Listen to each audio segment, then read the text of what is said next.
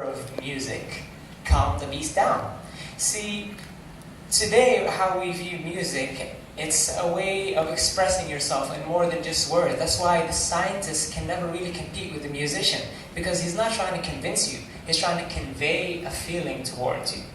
Music is the universal language that we all use. We sing songs for our dead, we sing songs for our countries, we sing songs for our mistakes, we sing songs for our lovers. So it's no wonder that it's naturally built into us, the language of song. Music has shaped the world that we have now. It's amassed more followers than all the religions put together. Music is a way of connecting people and tribes. Music is a way of saying what cannot be said. Now, a way to elaborate on how music has touched my life so deeply is if you look at the Middle East now, you see that music isn't really that valued. It isn't really much of a medium to look forward to. No one wants their son to grow up to be a musician or a singer. And yet, there's a universal language out there for us to tap into, for us to utilize, and help us understand what our purpose is in life. Despite it being a simple one, it is one that travels a lot, because music also explains life. As Alan Watts very beautifully puts it, music is like life in the same way as it's not about getting to the end. If it was, then the best musicians would be the ones who play the fastest. The ones who get to the end the fastest would be the greatest musicians. But it's not. It's more about the journey than the destination. Same as life. Sound waves go up and down, and so is life. Black and white, evil and good, and that's how the balance comes together in life. Music is the harmonious balance that's all around us, and a tool for us to utilize. The second tool is comedy. Now they say life is a tragedy to those who feel and a comedy to those who think. It sounds a bit pessimistic, sounds a bit detached from emotions. However, again, it is an optimistic way of looking at life, because we're often taught that certain things you shouldn't laugh at them. Well, comedy is not just a means to provoke people or get people angry. Comedy is, in its essence, the lens that we view reality to dim it down, to make it something not as serious, but rather something sincere. Here's a very important divide between taking something serious that has a harsh undertone than sincere. Rather than someone shouting at you because they're sad, letting out tears is a sincere approach to go by. And so, the transparency that's created with comedy is truly and deeply undervalued today. If you laugh at something that you shouldn't, it's like you're making a mockery of it, when that is not the goal of it. Laughter is beautiful, especially in times of crisis. I was in Yemen during the Civil War, and we had to escape on a boat that normally carries 100 sheep, but it had to carry 200 people. Amongst them were me and my little brother and my mother. And I didn't see them for the 3 days that we were on the ocean. And it was pitch blackness, we didn't have much food to eat, we were holding rust, it was terrible. However, there was these little moments where we managed to squeeze out a laugh, where we managed to have someone smile. We'd even joke about what's currently happening, we'd hear reports of other ships sinking, and we'd laugh about it. We'd tell jokes and we'd move on. And from the silence of airstrikes, right after, it's silent. And then you hear, just from those gloom, dark clouds, through the cracks, a little bit of laughter can emerge. A little joke, even if for the present time you feel a little better, it's not always bad to laugh at a problem. See, what makes something funny? Let's consider that. A lot of elements. There's exaggeration, randomness, and there's the sound k, and that also sounds funny for some reason. So let me tell you how you can use these tools in your life. Let me give you an example with exaggeration. Let's say you come home and your roommate has a little bit of the floor in the bathroom wet. You could say, "Hey man, you left a little bit of the floor wet, and now I stepped on it with my socks and I feel really uncomfortable." Or you could say, "There's so much water in the bathroom I almost drowned." If your friend is 5 minutes late, you can be like, "Hey, you're 5 minutes late." Or you could say, "You were 3 years late, we thought we'd never see you again." See, when you blow it out of proportion, you exaggerate whatever the serious subject is to such a degree that you cannot possibly take it serious. And it works the other way around, because it shows you that if you can inflate it, you can deflate it. And you don't have to be a slave to the emotion that you have, because we have the lens of comedy to come in and save the day. In old courts, they always had a fool. That 1,000 years ago, every court had a fool. Now, the fool's job was to say something random. Normally, these people would have mental illnesses and not be quite as quick on their feet.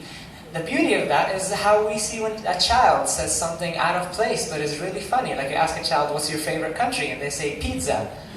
It's funny because it's not supposed to be there, but it's beautiful because someone is attempting it. And the court fool's job was to remind the monarch or the king or whoever was presiding over that courtroom of their humanity.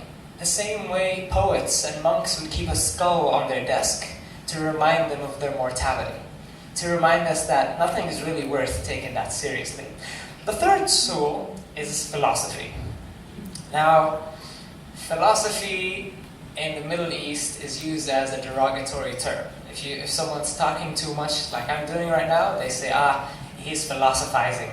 Now, what you're doing, that is so far from the truth, because philosophy fundamentally, in its core, is the art of subjecting our impulses to a chain of conscious thought. So whenever you have a feeling to act on, you start thinking, why do I feel like that? And that is philosophy. That is very healthy for the individual. And for us to value it now is the wrong time to value it, because what we're facing now is thinkers aren't being appreciated. People who have these ideas and thoughts, they're told they're silly. You should just let them go. We're facing information inflation, which is what happens to a currency when you print too much of it and it loses its value. In the same way, it's really hard to reach out for a book when you have all the world's libraries in your pocket all the time. So now, more than ever, we need thinkers to emerge from society, to come up and not only gain the knowledge that the people before us have had and passed on, but add on to it. And that is how we build as a society. You can never say, well, I know everything, I'll start by myself, and also vice versa. You cannot say, well, I'll just use what everybody else taught me, and we'll move on. That way society will never grow. We should all be prepared. Everyone in this room should be prepared to not just learn from the past, but also before we leave, because we don't have much time left, and I'm talking about death.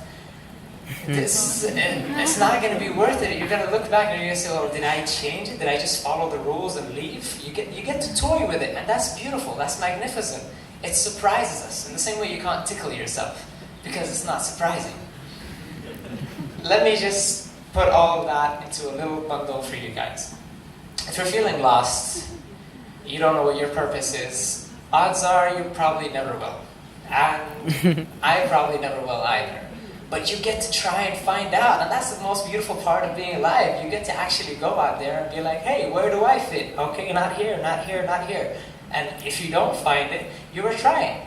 And that's beautiful. So let's go out there, sing your songs.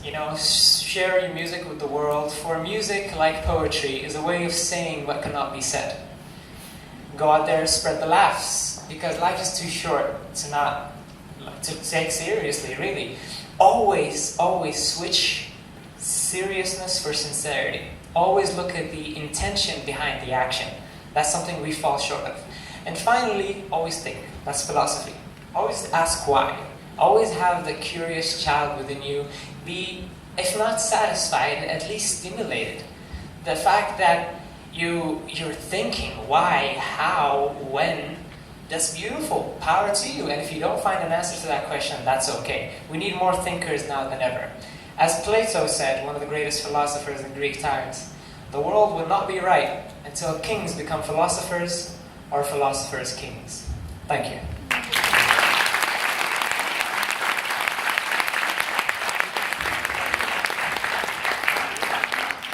Thank you, Ali D. That was awesome. I was very rapt. I'm sure the audience was as well. When did you realize that 50% of the audience was only laughing because they were hoping you weren't going to kill them? Really?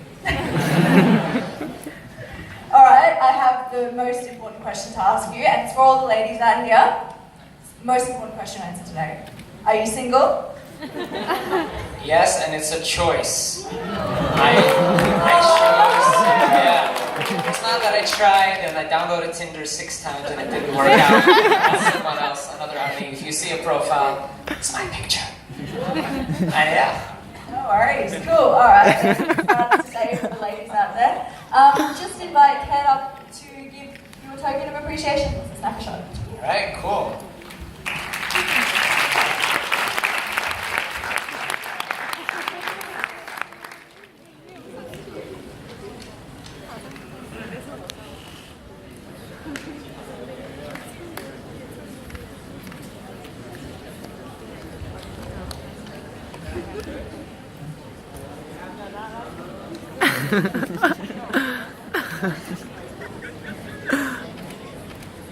Very good. Thank you, everybody.